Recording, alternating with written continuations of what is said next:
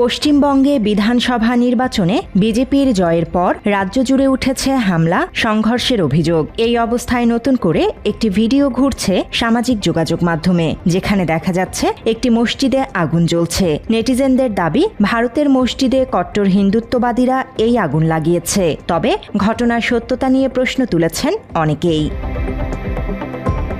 এরই মাঝে আলোচনায় আগুনে ঘি ঢেলেছে ভারতের আরেকটি সিদ্ধান্ত।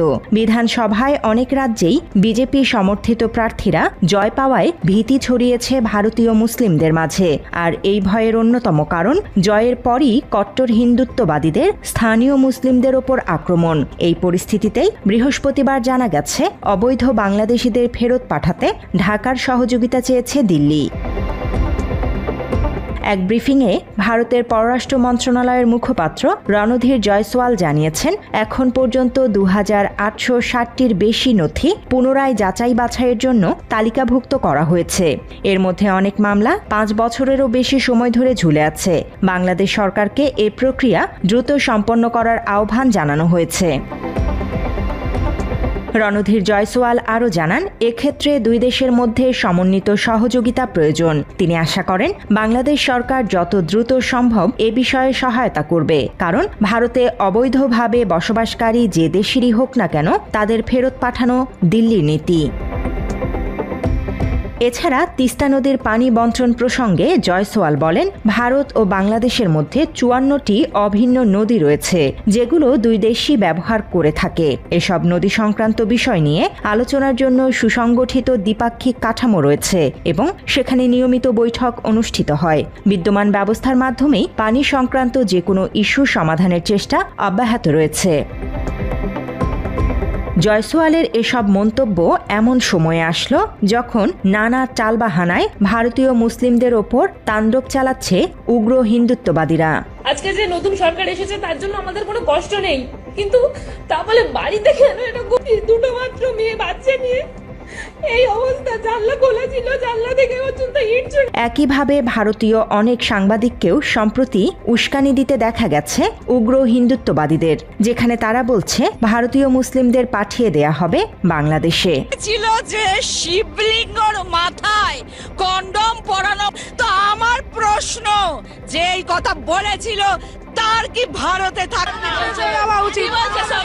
একদম না, একদম না। বাংলাদেশ পাঠিয়ে দাও আবর্জনা, এই দেশে যারা আমাদের দেবদেবী। মাত্র 30% টাকায় জমির মালিক হয়ে নতুন বাংলাদেশের গড়ে তোলার স্বপ্ন দেখা বাংলা বসতি। এর আগে নির্বাচনের ফল ঘোষণার পর থেকেই কলকাতা সহ ভারতের বিভিন্ন রাজ্যে হামলা চালায় কট্টর হিন্দুরা। সাধারণ মুসলিমদের পাশাপাশি স্বাস্থ্যকর্মী ও আইন শৃঙ্খলা বাহিনীর সদস্য হত্যার শিকার হয়েছেন আক্রমণে। ঘর থেকে বার করে নিয়ে আসা হচ্ছে, তাদেরকে মারা হচ্ছে, তাদেরকে হুমকি দেওয়া হচ্ছে। পার্শ্ববর্তী দেশে মুসলিমদের উপর এমন ন্যাক্কারজনক হামলার প্রতিবাদ করেছে বাংলাদেশের সাধারণ মানুষ। ধারাবাহিকভাবে দাঙ্গা, গুজরাটের দাঙ্গা, বিভিন্ন অঞ্চলে মুসলমান নিপীড়িত হচ্ছে এবং বিজেপি রাষ্ট্র ক্ষমতায় আসার পর ভারতে তা বহুগুণে বৃদ্ধি পেয়েছে। আমরা প্রত্যাশা করব, যেহেতু বাংলাদেশে হিন্দু ধর্মের অনুসারীরা সংখ্যা লঘিষ্ঠ, আবার একই সাথে তারা ভারতের সংখ্যাগরিষ্ঠ, আবার ভারতে মুসলমানের সংখ্যা লঘিষ্ঠ, বাংলাদেশের সংখ্যাগরিষ্ঠ। একটি রাষ্ট্রের কুপ্রভাব অবশ্যই অন্য রাষ্ট্রের উপর পড়বে। আমরা কোনো ধরনের সামাজিক বিশৃঙ্খলা চাই না।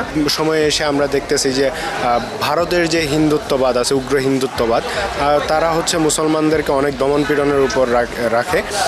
একই সাথে হচ্ছে বিজেপি অখণ্ড ভারত নির্মাণের যে প্রত্যয়ে নেমেছে এবং তাদের যে উগ্রতা, তাদের যে জঙ্গিবাদ, এটার মাধ্যমে আসলে তারা ক্রমান্বয়ে মুসলমানদের উপর আক্রমণ চালাচ্ছে, তাদেরকে হত্যা করার চেষ্টা করতেছে। তো এই যে একটা ক্রান্তিকালীন সময় ভারতের জন্য বা পশ্চিমবঙ্গের জন্য, এটা হচ্ছে আন্তর্জাতিক যেসব সংস্থাগুলো আছে এগুলোর নজরে আসা উচিত, তাদের বিভিন্ন ধরনের স্টেপ নেওয়া দরকার। একই সাথে হচ্ছে এটার তীব্র নিন্দা এবং প্রতিবাদ জানাচ্ছি। অবৈধ বাংলাদেশি ফেরত পাঠানোর নামে ভারতের মুসলিমদের ওপর নতুন করে নির্যাতনের আশঙ্কা করছে বিশ্লেষকরা। এই অবস্থায় বুদ্ধিমত্তার সাথে ভূ রাজনৈতিক কৌশল নেওয়া উচিত বাংলাদেশের, এমন পরামর্শ সচেতন মহলের। News desk, Bangla addition.